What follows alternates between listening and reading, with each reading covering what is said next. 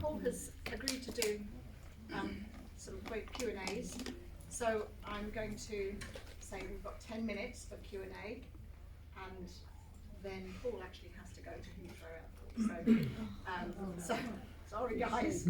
So please, Paul, are you all right now? Yeah. Okay, question about what do we have in Cincinnati that can help with osteoporosis and osteopenia? Well, with osteoporosis, bone, like all living tissues, is constantly being built up and broken down.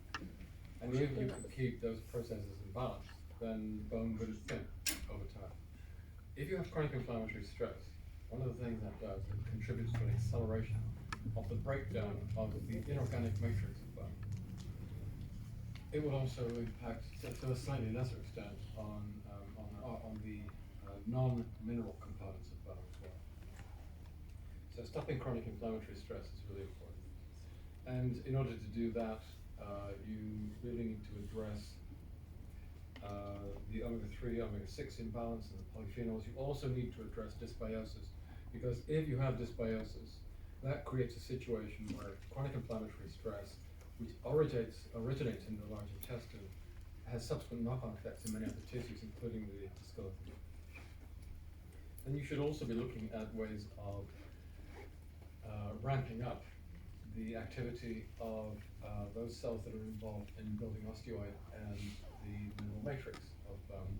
And there are a group of cofactors that we know are very important in this. And people know about things like calcium, magnesium, and vitamin D, but there's quite a lot of other ones, including vitamin C, zinc, and copper, manganese, and a bunch of other things. So a lot of the so type B malnutrition certainly factors into a situation where people are depleted in many of those, and I think you also have to put those in place. There are other things that you should be doing, more weight-bearing exercise, because when you bear weight, there are various transponders or transponding systems that are built into your metabolism which respond to loading and to torque, and respond by sending anabolic messages to those cells which are involved in the growth of various tissues, including bone and cartilage. And that's what this gentleman does. He has a phenomenal setup where he has ways of tailoring different types of degrees of load onto different parts of the skeleton in a way that encourages them to grow. There are various people who use some very specific types of electrical fields which you can and again, I suspect, Gary, you know more about that than I do, which are probably hijacking some of the transponding systems and are understood by the bone as being equivalent to physical loading. I think if you do all of those things, I know that with what I do, I can bring people out of osteopenia, and I can bring people out of osteoporosis into osteopenia. And with what Gary's doing, that's the other half of that's the other side of the coin. Put these two together, and I would think that osteoporosis and osteopenia in many, many people is certainly treatable and probably preventable. And one of the really interesting conversations I had with Gary when I had the privilege of meeting him in Leeds was I brought up this some work that a colleague of mine did looking at the skeletons of weavers that had been dug out from the plague pits in London. And these were people who didn't take that much exercise. They were sedentary most of the day, just sitting at the looms. And they had better skeletons than their equivalent ages do today, even in people who are active. So yeah, nutrition is really important. Exercise is important. And the other thing we talked about cyclists, didn't we? See, the thing about cyclists, they may be very, very fit, but when you're in that position, the spine is unloaded, so they tend to get really bad spinal osteopenia and osteoporosis.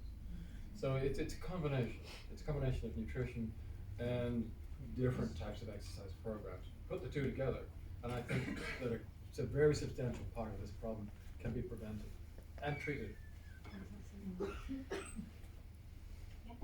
B12 vitamin in extent, where it's coming from, the source? Because it says vegan, and lots of people ask that question. The B12 in Extend Plus is. I think that the B12 in Extend isn't.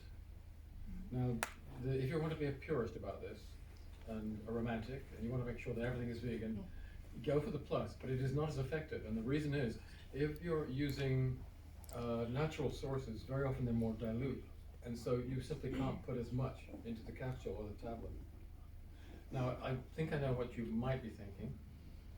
I have powers. And you're thinking, well, natural and synthetic are not the same. Sometimes they're not. So, but for things like vitamin C and for some of the B vitamins, synthetic and nature-derived or synthesized, they're identical. They do the same things. There are some nutrients where there is a difference between synthetic and natural. Wherever there's a difference, we use natural.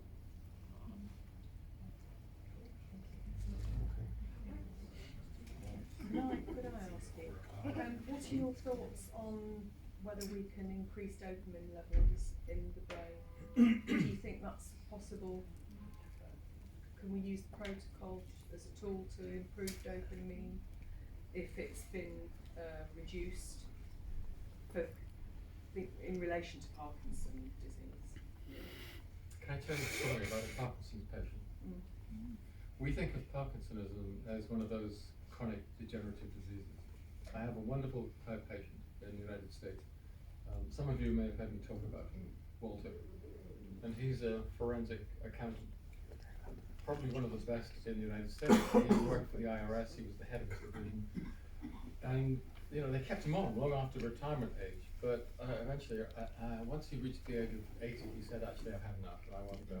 He still gets called back to sort out the messes that the Gen Xers create. He's a really sharp guy. And about 3 years ago, he was diagnosed with Parkinsonism. And he had heard about me, and he found, he tracked me down and asked me if there's anything that he should do. So I put him on a slightly modified version of the health protocol. So fast forward 3 years, his symptoms, as far as I can see, have disappeared. I mean, he had all the classic symptoms, you know, tremor, nightmares. He couldn't do the spiral test. For those of you who know about Parkinsonism, that's really important. Micrographia is another sign. Anyway, he went back to the hospital where he'd been initially diagnosed, and by a very eminent neurologist, whose name I will not mention to save his blushes. He's extremely well known, internationally known. And the consultant looked at Walter, went through him, and said, "What idiot said you had Parkinsonism?" And Walter said, "Well, you did." I'm not saying that every case of Parkinson can be reversed or reduced. I got to him very early, and I think that's the key. If a very large number of dopaminergic and ancillary cells in the locus coeruleus and various other parts of the brain have been irretrievably lost, I can't bring them back. But if they're merely dying and dysfunctional, we can create an environment, a milieu intérieur, inside the skull that will allow them to heal and regenerate. And that's certainly what happened in Walter's case. What do you call early? Roughly. Well, he was getting the night terrors and slight shakes, and his writing had really diminished. But he wasn't at that lead pipe stage, and he could still walk, although there was a certain amount of hesitancy. I mean, he was clearly Parkinsonian. And the guy who diagnosed him knew what he was doing. It was a correct diagnosis. Thank you. What did you modify in the protocol for him? I slightly increased his polyphenol intake. Specifically polyphenols that we know are either lipo or amphiphilic and are capable of passing the blood-brain barrier. I was very much trying to reduce neuroinflammatory stress. I think in looking back, I'm not sure it made that big of a difference. I think that if you're on the health protocol, I believe that your chances of moving towards Parkinsonism are substantially reduced unless you've been exposed to, I think, rotenone. And there's a group of pesticides that we know are very clearly toxic. And there's a couple of dopamine metabolites, which Michael J. Fox, this is a street drug at one time, and they were extremely and acutely neurotoxic. They selectively knock out dopaminergic neurons, and they do so very quickly. And I don't think that's a condition that we have much to offer for either. Can you do the same for MS? I'll come to you next. Okay. For MS, but when you were talking about Parkinson's, so that you called it kind of in the early stages. So would it be the same for MS? That's and what would you recommend? I really hope no one's recording this. Well, it's you, babe. Just talk to me, it's fine. Just talk to me. Yeah, this is what we're seeing. And we're seeing this with repeat MRI scanning. So people are going in one particular country where they're being followed with annual brain scans. What we're actually seeing is that over time, the affected area of the brain is diminishing. In any one lesion, you'll have brain tissue that's dead and a large area that's dying. Once it's dead, it's gone. That's the event horizon. I can't any longer do anything with that. If it's merely dying, very often it seems that can be brought back to functioning life. So there can be some restoration of function. And with dementia?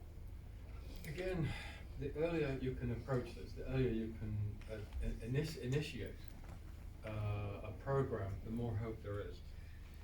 If it's of relatively recent diagnosis, I think in many cases I would anticipate significant improvement. A friend of mine, Alan Bredson, who's an associate professor at the UCLA, actually has published several papers on this using a program that's very similar to mine.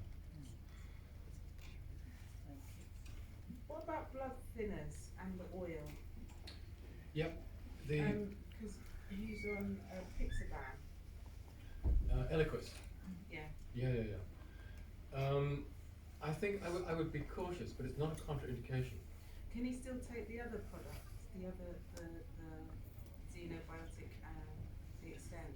Yeah, the xenobiotic and the Extend won't interact with Eliquis at all. Okay. The balanced oil might extend the bleeding time a little. So the way to do it is, just monitor the situation. If you notice there's any spontaneous bruising on the trunk or the limb, that's a sign that maybe you've gone a bit too far, and then cut the dose back a little. Got one more question, please. Yeah, so I'm going to grab it. With regards to the children, I'm starting, because that's just my space now, my own children, thinking knowing my omega-3 levels was too low, and working with the ADD and on the spectrum. Is the health protocol introducing it as it is enough, or is that specifically where you introduce the extra polyphenols to kind of get them extra, the premium? How drastically do we look at their diets to get everything else out to give them the best job? What does that diet look like? I think very simply, you can move away. It's not a good idea to use ultra-processed foods like ice cream and chocolate as rewards. To reward good behavior, because then they become associated. You're setting up all the wrong types of conditioning. So in general, my advice would be encourage them to get used to and to enjoy as much unprocessed, basic produce as possible. That's a good thing to do. But for children who are already on the spectrum, what we've seen is that the combination of balanced oil and xenobiotic, because the microbiota is clearly involved, rectify the microbiome, introduce the balanced oil, and we've seen absolute transformation in many of these children. So much so that doctors in 2 countries now are running trials of their own. I didn't ask them to do it. It wasn't my idea. I was looking at other areas, and they're just up and running and doing it themselves. There's a film crew that's been following me around for 3 years, and the reason why is that they know someone who is a very high-flying CEO of one of those top 10 companies whose child is on the spectrum, who discovered what I was doing. I didn't know that he'd done that, but he put his child on the program, and this child has been intensively monitored. There's lots and lots of film all the way through. The earliest film showed this child as being really substantially disabled. When I met him last year in just outside Prague, I couldn't actually see any problems. I mean, the fact that he'd become almost normalized. And I've seen many other cases like that, particularly in the United States, where I spend quite a lot of my time. I'm so sorry, Paul, we're going to have to stop.